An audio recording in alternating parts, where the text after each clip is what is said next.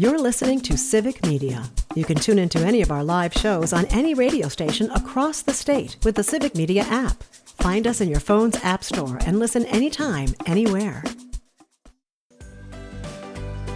Good morning and welcome to Matt Nair on Air. Jane Matt Nair, Greg Bach, Calvin Butonoff, coming to you live from our studio here at Radio Park in Racine. You can always join us, call or text. The number is the same, 855-752-4842. You can also leave a comment if you're watching on the live stream on Facebook, YouTube, and what used to be Twitter. Coming up a little bit later on this hour after the 10:30 news, a segment we call Audio Sorbet, where we talk about things outside of the news so we can all catch a breath. Today is National Coffee Day, Greg Bach. Yes, it is. So we're going to talk about, do you drink coffee? How much coffee do you drink? Coffee prices are up 20% right now. Will you be changing your coffee habits anytime soon? Maybe you don't drink coffee. I know Pat's producer, Pat Kreitler's producer, Parker, they get up at 4 o'clock in the morning. He doesn't drink coffee. He drinks water. The youth. The Utes. Kids. The Utes. Well, so we're gonna be talking about coffee later on this hour in Audio Sorbet, and then we'll wrap up the show as we always do with This Shouldn't Be a Thing. Today it's the Cover Me edition, so stay tuned for that. Right now, we are delighted to be joined by our next guest. He is with UW-Madison. David Drake is here. I call him my bird buddy, but he is all things with wildlife and outdoor things. Good morning, David. How are you? Good morning, Jane. And I have never drank one cup of coffee in my life. Never? Never. Never, ever. Never, ever, ever. I don't drink hot drinks. Typically, even in the winter, I don't drink hot cocoa. Okay, tea. all right. I know we're going to talk about birds and the environment. That's great, but can we? Okay, and we're going to examine you now, David. I get my brain around the because I didn't start drinking coffee until much later in my life, so I understand that. But you don't do hot drinks at all? Like, how do No you? hot drinks. Have you ever? No. I mean, I know it doesn't qualify as a drink, but doesn't. But it also, you can eat it in a cup. Soup? Oh, I will eat soup. Okay. Or slurp, however you want to verb that. So he does drink hot drinks. Well, Nah, maybe it's not. Soup is not. Soup does not qualify as a drink. I totally The expect you to closest take a thing side. I get to hot drinks probably is drinking scotch in the winter. Okay. Fair enough. It makes you warm inside. 100%. I am. So even, I mean, when you Fascinated. went to college and stuff, you never No. felt the need for caffeine. Nothing. No, because I never studied in college, so I didn't need to stay awake. So. No, I There was you not go, I was kids. not a model student in college, but do not follow my lead. Follow his path. That's really That's funny. Yes. Well, again, coffee, we're talking all things coffee after 10:30. So stick around for that. You can be like Dave. I mean, coffee is not good for you. It's not. Well, it's like anything else. It's in moderation. If you drink a cup or two a day, I don't think anyone's really going to have a problem with it. It's like I had a friend who drank so much coffee and his body became so used to it that when he didn't have enough needed in a certain point in the morning, he'd get a headache. That used to happen to me. So that's a problem. Yep. Yeah. So anyway, we're talking all things coffee after 10:30 for Audio Sorbet. Right now, we're talking about birds. We're talking about ducks. And this is a serious thing, quite honestly. Green Bay area ducks, from the Wisconsin Examiner, Green Bay area ducks contaminated with PFAS, and so now they are limiting consumption. Tell us about that, David. Yeah, so maybe we'll back up for just a minute. I know I'm sure a lot of your listeners have heard of the acronym PFAS and may not exactly know what it's all about. So let's give a little background on that if we can quickly. So PFAS is PFAS. It stands for perfluoroalkyl or polyfluoroalkyl substances. They are a human-made chemical. They've been around since World War II, and they were initially created as part of the Manhattan Project, which was the atomic bomb project to help us end World War II. And since then, they've been commercialized primarily by DuPont, but there's other companies that have certainly taken up PFAS for commercialization. And depending on the use of PFAS and the state, some uses of PFAS have been outlawed but again, it depends on the use in the state. But they're called a forever chemical, PFAS, because they don't break down and they don't degenerate. And they were now used commercially. They're used primarily for heat, grease, and water resistant properties. So two very common uses of PFAS that people are probably familiar with is one is Teflon. So any Teflon coated cooking ware contains PFAS. It's also a main component in firefighting foam. Right. And so a lot of times, especially at airports, where you've got perhaps chemicals that are not going to be extinguished, by water, they'll use that firefighting foam to kind of suck out the oxygen from that fire. But the other thing about PFAS is not only they're forever chemical, but they travel quite well through water. So they're in groundwater. PFAS are in groundwater quite commonly. They are also linked pretty directly to a lot of, especially some cancers. Yes. So it's a real issue. It is a real issue. And there's some suggestion that every American has some level of PFAS in their body already, just simply because we've been so exposed to them in so many different types of ways. And so, yeah, so that's the background in PFAS. Now to get back to the wildlife issue is, again, because PFAS is found in soil, but it also, like I said, travels very well in water, especially groundwater. And so the Wisconsin Department of Natural Resources just issued a health advisory to not eat mallard ducks, which is a native species of duck, and not eat wood ducks, another native species of duck, in the lower Green Bay area.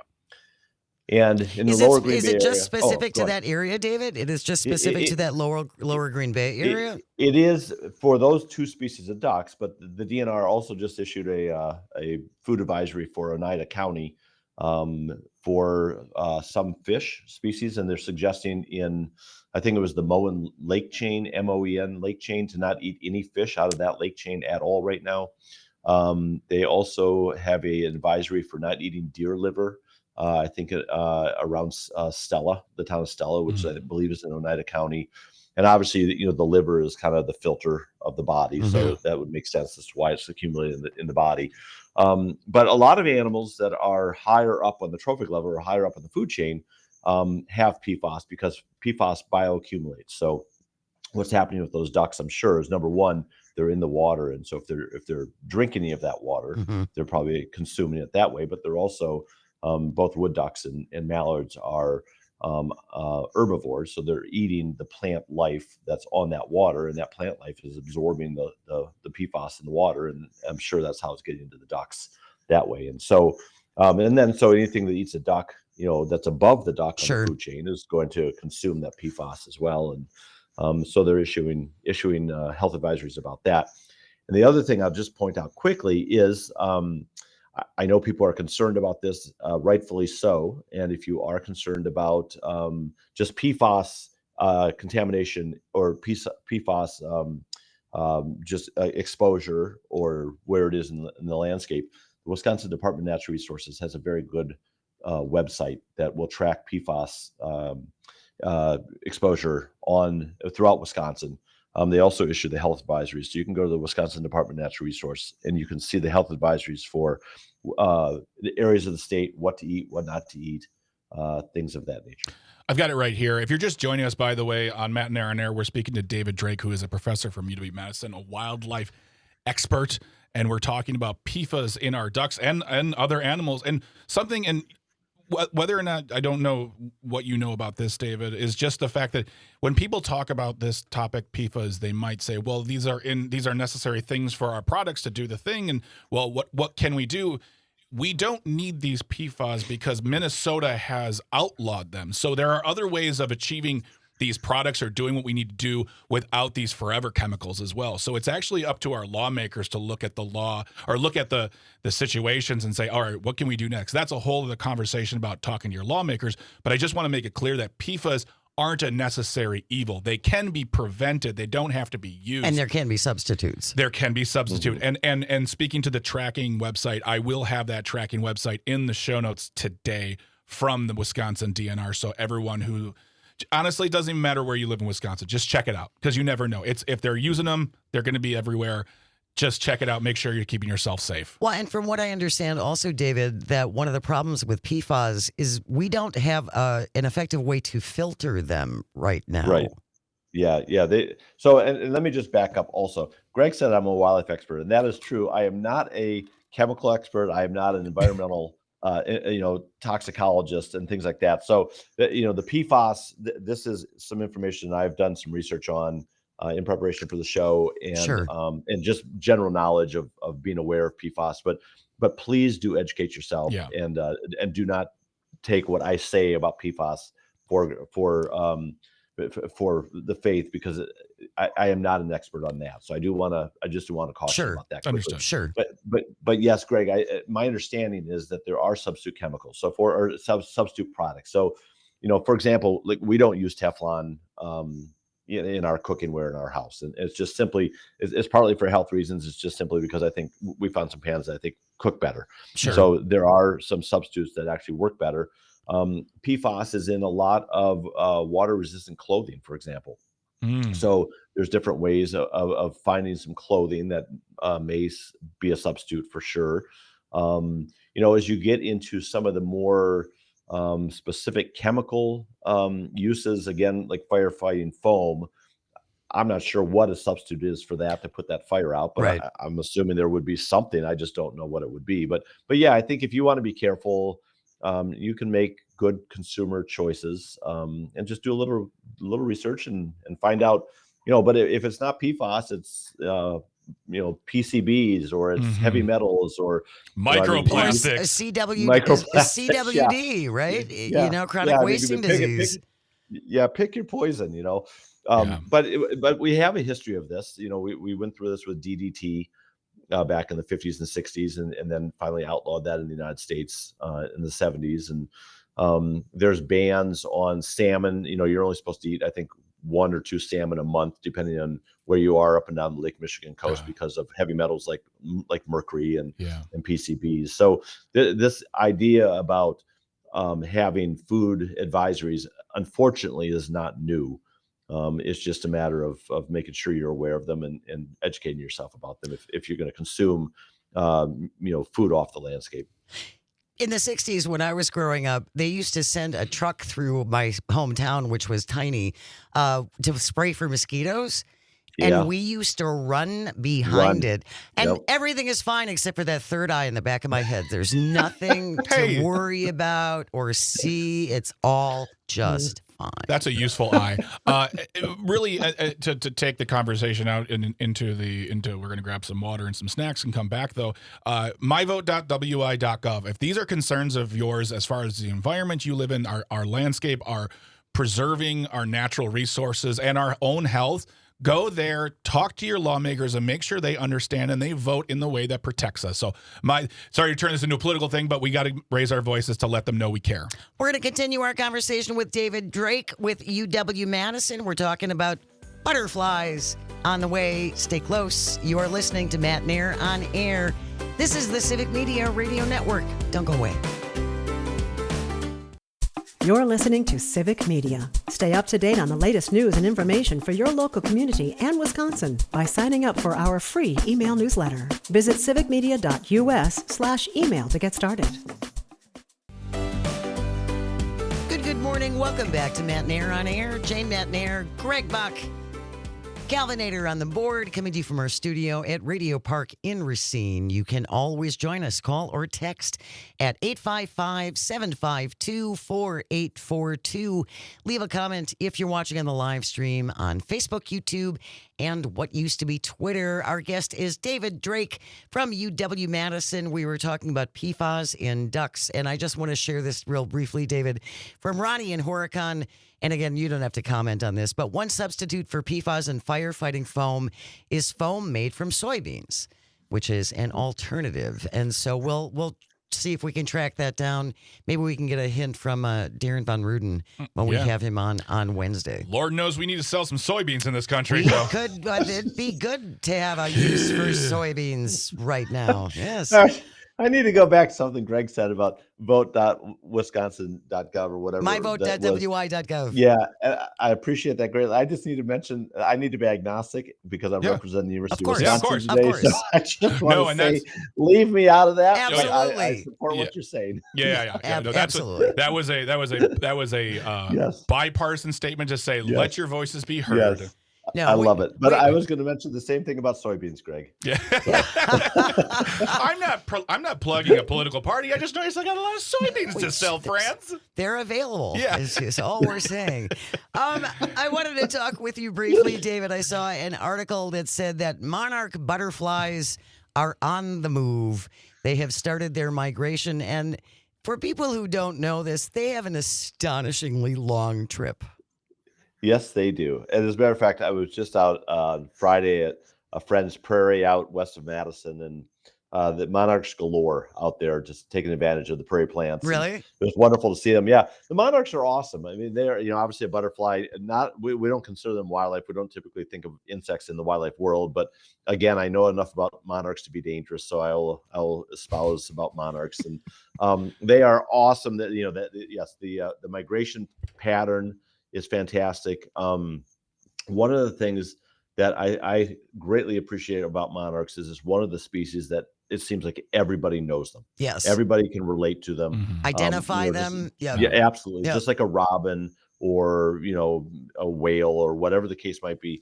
And that to me is what is more important than anything else about the monarchs, is that people can see them and then they can localize it and they can personalize it, and they say, well, I'm not seeing as many monarchs this year, and so that opens an avenue for saying, well, climate change is affecting the monarchs, or the lack of prairie is affecting the monarchs, And we're milkweed. having less milkweed and all Milkweed. that kind of stuff. And so so that's what I greatly appreciate about the monarchs, is it's a hook to start talking to the public about why should you care about the outdoor world, and what can you do then about that, and that is a wonderful thing about the monarchs, Well, and among many other things. because monarchs are pollinators. Like Yes, like yep. so many other insects are pollinators, and that's why it's important, if you can, to have native plants in your backyard, especially milkweed. Milkweed is very specific to monarchs. That's the only thing that they will lay their eggs on. You looked at me with with the eyes of confirmation. I'm like, I don't know. Well, I'm just gonna go with it. I saw a monarch butterfly once, and it was beautiful. Yeah. They told me in graduate school just to BS with authority and nobody questions. So just keep doing that, and Say you'll it be like fine. you believe it and you know what That's you're right. talking about, and you'll be Exactly. fine. And again, I mean, I know enough about monarchs to be dangerous, but there's been a tremendous amount of research about monarchs and just what's called patch size. So how big of an area of blooming flowers do they need to sustain themselves, to continue on the migration, things like that. And there's some suggestion that even small patches of flowering plants, in some ways boulevard in the city, Oh, really? might be enough to where the monarchs can find some refuge there, set down for a minute on their migration pattern, or set down and feed, and even during the summer and things like that. So it's interesting that maybe the monarchs don't need these great big expanses of prairie like was initially thought, that they may actually survive okay on some of these smaller plots. Yeah, which is pretty cool. And again, we see them here in Madison now, moving through as well, and it's awesome to see a monarch. They're going to Mexico, right? The monarchs are heading to Mexico. Yep. Do the monarchs who make it to Mexico, David, and then overwinter there, are they the same ones that come back? Let's go with that. I don't know. I don't know. Is PJ honestly. leashed down the street on the Yeah, hall? he's just down the corner from me. He was just down the hall, as a matter of fact. I just saw you froze. You're like, oh.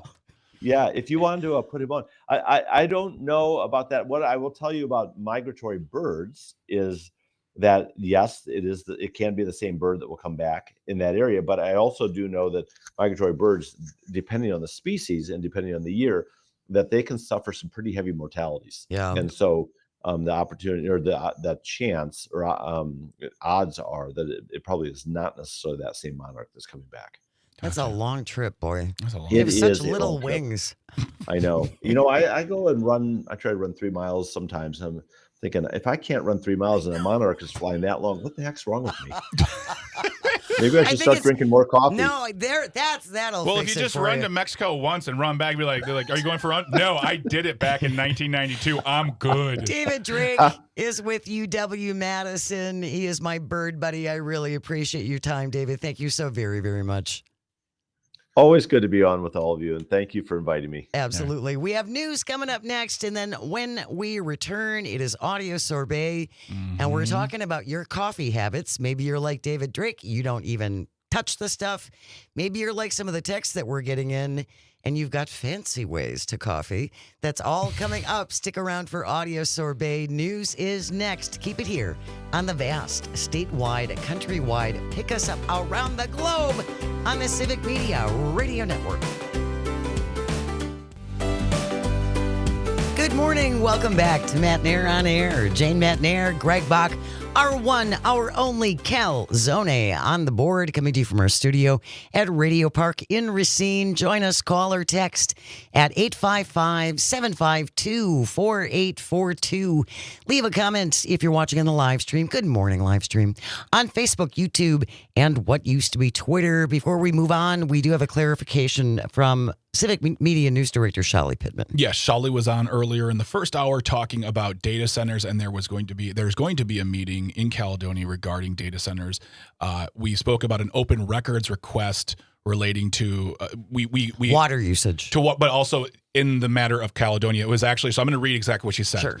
While there was a delay with the announcement of Microsoft being behind the Caledonia data center, the open records case related to the data center in Mount Pleasant, the city of Racine did release records to Midwest environmental advocates. Okay. It's very important for all of us, especially not just Shali as a news person, but us being news adjacent. Yes. To be very, very on key, very on point, and we always accurate. and make those distinctions and those corrections. So she asked us to read that, and we did. It has been corrected, so you're fully informed. Please, if you live in Mount Pleasant, anywhere that's looking to get a data center, make yourself aware. They're doing a hard push via the lobbying, making it sound great for. And there are conversations that can be had. But if it concerns you, talk to your elected officials. Absolutely. And if they're having meetings about it, I would highly encourage you to go to any meetings about this.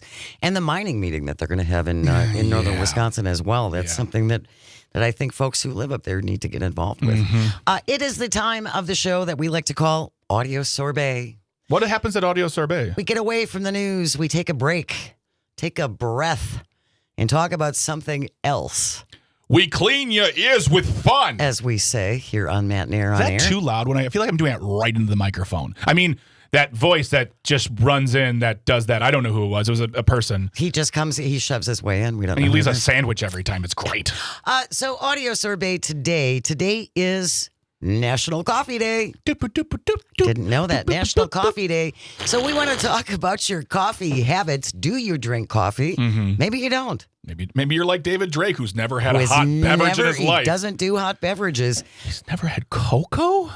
He was a deprived child. Oh, we need to. Okay. Should we send him some? Let's get him some cocoa, people. I'll even spring for the little marshmallows. Do you drink coffee? How much coffee do you drink? And now the coffee prices are already up 20%. 20%. Will you be changing your coffee habits? 855-752-4842. That's our question for you today during Audio Sorbet. We're talking coffee. How much you drink? How do you drink it? And will you change your habits now that coffee prices are on the rise? Wanted to share this from Robert from La Crosse, listening on WLCX. He texted in much earlier. He said, I drink only black tea. Okay. So, and there's a lot of caffeine in tea. So Yeah. if you're looking for some coffee substitute, tea is not a bad way to go. Yeah, I mean, tea is great. I mean, if you're the Ted Lasso type who thinks it's just hot brown water, I get that too. Actually, a really good one for antioxidants. Wow, people are calling in with opinions. Yes. Really good for antioxidants. White tea. I have never Very even heard good of for white it's tea. Very, very good. Antioxidants galore. What does it taste like? It tastes like tea. Yeah, I really like tea. I always tell myself to drink more tea, and then I don't, even though I have all the contraptions that allow me to make a convenient cup of tea in my home. And I just do not, because, and I will admit this, I don't want to engender this with an insult. I'm a baby coffee drinker. I'll say that. I don't drink black coffee. I drink sweetened coffees. Yep. I use sweetened creamers, and I do not enjoy the taste of a black cup of coffee. It's very even don't come at me with your The best. the Todd Alva would dispute that. But that's the thing is like is when we went on our trip, the three of us, he did make wonderful coffee, and I did drink and the good stuff when made correctly can have less bitterness and all that stuff, and I imbibed it. But me, I'm like, I'm going to have a sweet creamer because I want to taste it like a shake. You know? How do you consume your coffee is our audio sorbet question. Isaac from Baraboo texted in, I drink 1 to 2 cups of coffee a day with a French press. Ooh. I used to buy single origin ground coffee from a high-end brand, but now with the current coffee prices, I buy fair trade from my local grocery store. Thanks for that, Isaac. Appreciate it. How do you coffee? Throw us your suggestions. If you got local good companies that you like, send them our way. We always want to know about them.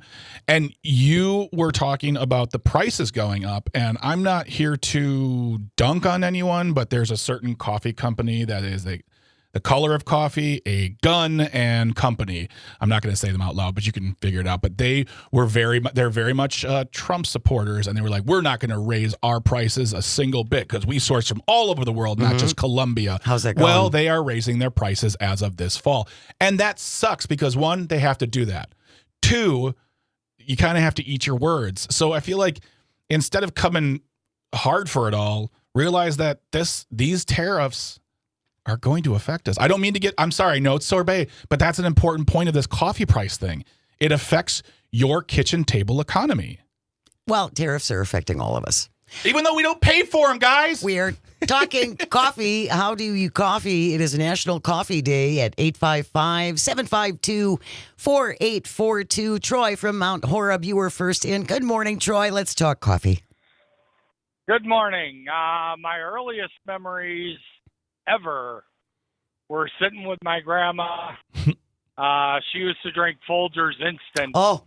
She had a little, and this was in the 70s now. Yep. I'm like 3 or 4, and we used to have peanut butter toast for breakfast with coffee, and she used to boil the water in this little pan or little pot that she only had for boiling water, and we used to dunk our toast in it with a lot of condensed milk and sugar.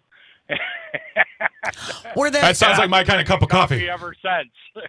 And I'm only 5'8", so maybe that had something to do with it. You would have been 6'4", otherwise, Troy, you would have been so much taller. Do you remember, were the Folger crystals the ones with the sparkly ones? Yes. Oh, absolutely. Because my mother used to do that. I was fascinated with the sparkles in the instant coffee. That was a selling point back in the day too. They were like Folger crystals. I'm like, those are the moments as a kid. I don't know about you, Troy, or you, Jane, or anybody listening. Those were like one of those moments in my tiny kid brain where I said to myself, "This sounds stupid. Like, why do we care if you're like there are because it was pretty." Exactly. They just want to make your coffee look sparkly, drinkable. Exactly. Thank you so much, Troy. Really appreciate that. Brought back a lot of memories. My mother drank Folgers. The instant. We had Folgers instant. We had the big pot, and then the big can, and then when the can was done, we'd use that for oil from cooking. We'd put all of the oil in there. Yes, absolutely. Anytime someone mentions the word Sanka, someone says, "I'll take a cup of Sanka." Usually it's as a joke or it's an old movie. It makes me laugh so hard because it's such a deep 70s, 80s reference to me. Yes. That to hear it in 2025, like, "I'll take a cup of Sanka." Really? Well, and I just find it so interesting that they actually convinced the public that these coffee granules were better than the actual thing. What do you mean? That coffee granules are more authentic than an actual coffee bean. Because that's what they convinced the public. Buy these coffee crystals instead of buying regular coffee. I thought it was coffee with crystals in them. No. They're coffee crystals. Oh, because it's instant coffee. Yeah, my parents did not. Okay, my apologies. We're all about truth in advertising and news here. My parents did not do instant Folgers. We did Folgers drip. Oh, okay. In the big canister. Different, completely different thing. But yeah, also, instant coffee I never made a successful instant cup of hot cocoa or anything in my life. You always had to put more and more and more. And I feel like instant coffee is just gonna be like, it's chewy. Well, and it was there's a very specific taste to it. And I think that kind of played into the whole 60s, 70s space food sticks and all of that stuff in the instantaneous. There was this big, it's got to be a miracle thing. This coffee tastes like flying cars. 855-752-4842. How do you coffee? Maybe you don't. And are you going to cut back now that coffee prices are already up 20%? Al from Campbellsport is on the line. Good morning, Al. Thanks so much for joining us. Let's talk coffee. Yes, good morning. Enjoy your show. Thank you. I make a 30-cup percolator pot of coffee, and that lasts me probably a week. Okay. So that's... And I like Colombian. Yeah. Colombian flavor, that's my best. But so do you drink... So you pre-make all your coffee and you drink it through the week. For you, and I'll ask you, Jane, and anyone else listening, when is your cutoff? You're like, I can't drink it after 2 p.m. or I can't drink it after noon. I know people who drink coffee at 8 o'clock at night. Don't understand those psychopaths. Too. But do you have a cutoff then for you? Like you parse it out like 5 cups a day or 6 cups a day, and then you're done by a certain time? yeah, right. Probably around 8 o'clock I quit, and then I drink water or bubbler. I drink bubbler. Have you ever heard that? Yeah, I have. Yeah, I haven't heard of that. I like that wild cherry. That's really good. Yeah, it's like a fizzy water. Fizzy water. Yeah, it's tasty. That's interesting. 8 o'clock. Okay, that's good. That's good though, Al. I'm glad you followed it up with you drink water then too, because I think that's another important thing. I know when I haven't had enough water after coffee because my mouth is dry. I can't. It's very dehydrating. It's very dehydrating. But it's so delicious. Al, thank you so much for calling. Jane, you're a pretty regular coffee drinker. I've gone back and forth. When I was in college, that's when I started. I never drank coffee before until I got into college. And then I stopped for a really long time. And then when I moved to Milwaukee and started at the radio station and I was working overnights, then I really hit coffee hard. Yeah. And that was when I found if I didn't drink it on weekends, I would get crushing headaches. Just really debilitating headaches. I did not. Caffeine is a very, very powerful drug. It's addictive. People drink it. And I did not start drinking coffee until I was 38. And I don't even remember why I decided then. Because you wanted to stop growing. I wanted to stop growing. Yeah, I'd be like 8'12" right now. He'd be 11 feet tall. Yeah, exactly. I couldn't even fit fit in the room. It's so, but now if I quit, it's because I'm quitting sugar, not because I'm quitting coffee. Andrew from Maine texting in how I coffee with iced tea. I've tried coffee a few times, never developed the taste for it. I do not see a point in drinking sugar unless it's in chocolate milk. Fair enough, Andrew. And Ollie from the Northwoods, you're going to wrap it up for us, Ollie, on this audio sorbet. How do you coffee? Well, when we were kids, we didn't coffee. We weren't allowed. We had tea and toast for breakfast with canned milk. But when we came back to the States then and visited, we always went to my mom's relatives, and there was always a big, huge enamel pot of coffee on the wood stove, filled with coffee grounds and some eggs, maybe. Eggshells. Yep, eggshells in the coffee. Yep. Ollie, we're running out of time. I'm so sorry to cut you off. Thank you so very much for joining us. Really, really appreciate it. That wraps up today's audio sorbet. Coming up next, we're going to wrap it all up with This Shouldn't Be a Thing, Cover Me edition. You're listening to Matt Nair on Air. This is the Civic Media Radio Network. We will be right back. You're listening to Civic Media. Find the latest news, information, and archives of all your favorite shows on the Civic Media website, civicmedia.us. Good morning. Welcome back to Matt Nair on Air. Jane Matt Nair, Greg Bach, Calvitini on the board, coming to you from our studio at Radio Park in Racine. Call or text. Join us at 855 752-4842. Leave a comment on the live stream on Facebook, YouTube, and what used to be Twitter. Coming up tomorrow on the show, our friend and colleague, travel companion, Todd Alba will be here. Oh, man, I'm going to wear another Brewers jersey. I know he has this style, the you can't see it if you're not watching the live stream, but we have matching Brewers jerseys. Oh, you do? Oh, yeah. You got compliments on your jersey, by the way, earlier this morning. Mm-hmm. It's a custom made with my dad's name on the back. It's awesome. Oh, very But nice. I can't wait to talk to Todd. He's great. Todd's going to be joining us, and then Kelda Royce. State Senator Kelda Royce. State Senator Kelda Royce joining us in hour number 2.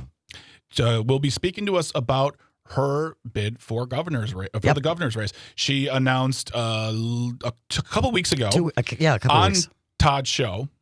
Mm-hmm. And she is going to be on with us talking about what, the campaign trail and what she's going to bring to the table. I think that when we spoke to Dan Schaefer about this, I think that the Democratic side right now has a dynamic group of individuals with a lot of great energy. So it's going to be interesting to see how they campaign against each other, but also just what they, it's a highly, I'm sorry to say the word, diverse lineup on the Democratic side for governor. So it should be interesting. Kelda Royce, state senator, joining us tomorrow in hour number 2. So I hope you can join us for that. Just a reminder as well that our multi-state text to win going for the green and gold contest is underway all this week. Mm-hmm. This is the second and final week of the contest. In order to enter, you have to have the Civic Media app. How do I do that, Jane? Go to your app store. Oh. Google Play, for example. I am an Android boy. All right. Well, then whatever you do for Androids. Go. It's the same thing you do. Okay, go there. And then look for Civic Media, CIVIC. Download the Civic Media app. You have to have it again to enter the Text to Win contest. Tom Hartman, next hour, will have the next keyword for you. And then again in the 1 o'clock hour, in the 3 o'clock hour with Todd, 5 o'clock hour with Maggie Dawn, 7 o'clock hour with Pete Schwaba, up for grabs every day, $200 in cash and gold jewelry. And everybody who enters is in the drawing for the grand prize, 2 club-level indoor seats. Yeah. To see Green Bay and Minnesota, November 23rd, noon game. Gas card to get you there and back. It's a great prize. It's an absolutely great prize. So get the Civic Media app in your life and stay tuned for the next keyword coming up at 11 o'clock. 11 o'clock with Tom Hartman. Yeah. Calvin, it is 10:55. We are way late. It's time for... This shouldn't be a thing. If you ever find a thing you think should not be, send it into Greg and me at janesays@civicmedia.us. This from Christopher Harris on CBS News. He has the byline. The headline reads, police arrest DeKalb man accused of stealing more than 90 manhole covers. DeKalb County Police arrested Kalen Watley earlier this month on charges of theft of government property. Since September 2nd, police say there have been 5 incidents involving the theft of at least 91 manhole covers. Those are really heavy. I bet you Kalen's a big person. He must be. Working out. Investigators say they finally got a break in the case when a witness, when a witness in Rockdale County recorded 2 men removing manhole covers, placing them into a 2020 Nissan and driving away. They identified the owner, linked him to other thefts, and then later did a traffic stop where Watley was arrested. He is charged with 8 counts of theft of government property with additional charges likely. I want to know the motive. It may be just a big old fat case of because. Is there, can you resell manhole covers? Can you melt them down? Art, I have no idea. This is what I'm thinking right now, is that it said in the story that there was recorded evidence of 2 men stealing the manhole cover. Manhole covers. Mm-hmm. And I want to imagine it was sent to the police, and one of the more junior officers said to maybe like a lieutenant, and they said, "Do you think these are our guys?" And the lieutenant goes, "Yeah, I think that's our guys because we got them on video." Yeah, I don't really think this isn't an underground syndicate. We're never gonna crack this case. Yeah, exactly. We're never gonna crack it. Oh, that's my cousin Leroy. Okay, great. This one is just like I don't even. This honestly, Jane. It sounds like a compulsion. Like you guys steal something. I want to follow up on this. Yeah. Because I am genuinely curious what you do with 91 manhole covers. Maybe we can get Kaylin on the show. Could be an art project. Who knows? That wraps up today's episode of This Shouldn't Be a Thing. Thank you, Greg and Calvin, and all of our engineers and everyone at Civic Media. Without you, nothing works. And thank you most of all for calling and for texting and for listening and watching in the stream. It means the world, genuinely. Yeah. I hope you find some joy today, even if it's just a little bit, and you have the chance to share it. I just want to remind people, sign up for Civic Media Today, because the free newsletter, civicmediatoday.substack.com. Get it in your inbox every day, daily roundups. Live a good life. Jane, you're awesome. You always end the show with such kind words. You're awesome and amazing and wonderful. And without you, it's just on air. That's truth. Blank on air. Thank you for People that, think Craig. it's a cuss word. That makes me feel so special. Have a wonderful day. News next, followed by Tom Hartman. Be ready for the keyword that's coming up in the 11 o'clock hour. Have a great day. We will see you tomorrow.